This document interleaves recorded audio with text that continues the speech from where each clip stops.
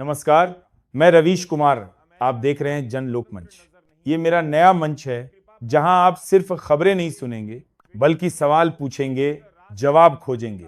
आज के दौर में जहां चैनलों की आवाजें शोर बन चुकी हैं, वहां जन लोक मंच आपकी आवाज बनने आया है। यहाँ कोई ब्रेकिंग नहीं होगी क्योंकि यहाँ हर खबर समझने लायक होगी। मैं नहीं चाहता कि आप सिर्फ देखें, मैं चाहता हूं कि आप सोचें, क्योंकि सोचने वाला नागरिक ही इस देश की सबसे बड़ी ताकत होता है। तो आइए इस मंच को जन लोक मंच सब्सक्राइब कीजिए। आज हम उस खबर की बात करेंगे जो सुनने में छोटी लगती है लेकिन महसूस करने में गहरी है।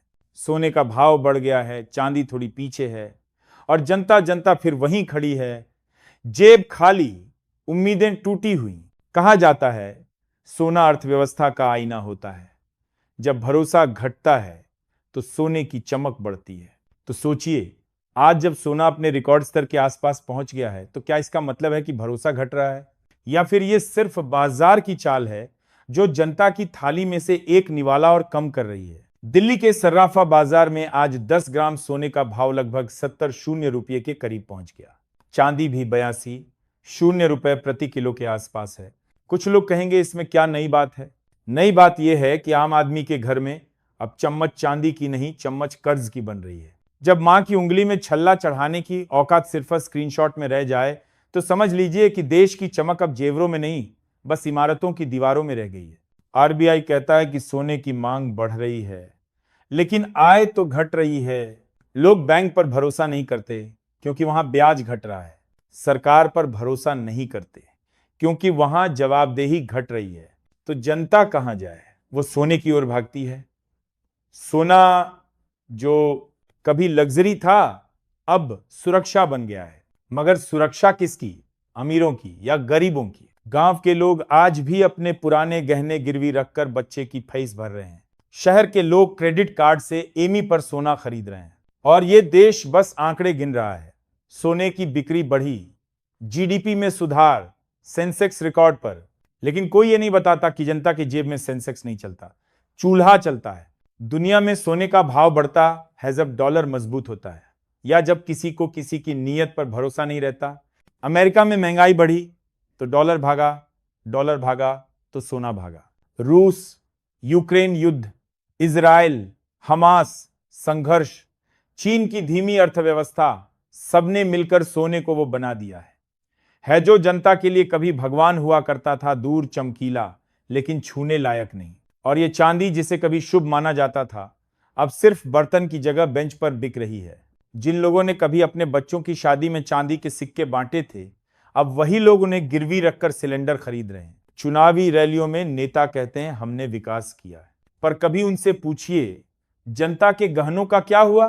क्योंकि आंकड़े बताते हैं भारत में पिछले 5 सालों में मेनसोना गिरवी रखने वालों की संख्या दोगुनी हो गई है। ये वही भारत है जहां दादी के बक्से में रखा सोना बैंक की तिजोरी में कैद है। और दादी की वो मुस्कान जब वो कहती थी बेटी की शादी में पहनाना है, वो मुस्कान अब लोन भरने की चिंता में बदल गई है।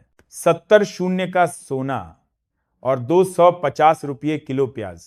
क्या ये वही देश है जो कभी कहता था हम विश्व गुरु बनेंगे?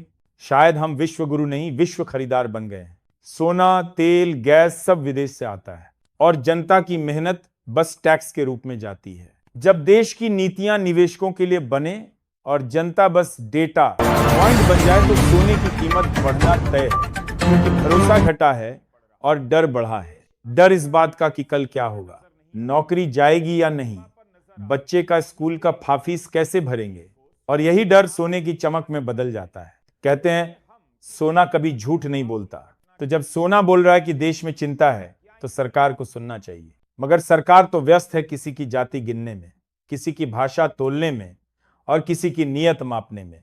और इस बीच आम आदमी चुपचाप अपनी पुरानी चूड़ियां निकालकर गिरवी रखाता है। बैंक का अधिकारी मुस्कुराता है, लोन मिल जाएगा, चिंता मत कीजिए। और वो मां सोचती है चूड़ियां तो लौट आएंगी पर इज्जत। यही इस देश की नई अर्थव्यवस्था है जहां जीडीपी ग्राफ में ऊपर जा रहा है लेकिन जनता नीचे झुक रही है। सोने का भाव बढ़ा है लेकिन दिलों की कीमत घट गई है। अब सवाल यह है, जब हर चीज की कीमत तय हो गई है तो क्या इंसान की कीमत भी तय हो जाएगी? क्या अगले चुनाव में भावनाओं का भी रेड कार्ड बनेगा? एक वोट एक तोला सोना। अर्थशास्त्री कहते हैं सोने का भाव बाजार तय करता है, लेकिन असल में उसे तय करती है जनता की बेचैनी। और आज बेचैनी बढ़ी है तो सोना भी बढ़ेगा। शायद अब वक्त आ गया है कि हम सोने की नहीं सच्चाई की कीमत समझें, क्योंकि जब समाज सच बोलने वालों से डरने लगे तो सोने के भाव बढ़ना तय है। और आखिर में अगर किसी दिन आपको लगे कि सोने का भाव फिर से आसमान छू रहा है तो समझ लीजिए कहीं ना कहीं जनता का भरोसा फिर से टूट रहा है। मैं रवीश कुमार था और ये थी आज की कहानी एक ऐसे देश की जहां सोना महंगा है और इंसान सस्ता। अमेरिका में महंगाई अभी भी 3.2% के आसपास है। फेडरल रिजर्व ने ब्याज दरों को ऊंचा रखा है, जिससे डॉलर मजबूत हुआ, पर साथ ही डर भी मजबूत हुआ। मंदी का डर, नौकरी जाने का डर, युद्ध फैलने का डर। यूरोप में ऊर्जा संकट अभी खत्म नहीं हुआ। रूस यूक्रेन युद्ध ने गैस की कीमतों को उछाला, जिससे फैक्ट्रियां धीमी पड़ी और निवेशक फिर से भागे। कहां? सोने की शरण में। मध्य पूर्व में इजराइल हमास युद्ध ने तेल की कीमतें बढ़ा दी।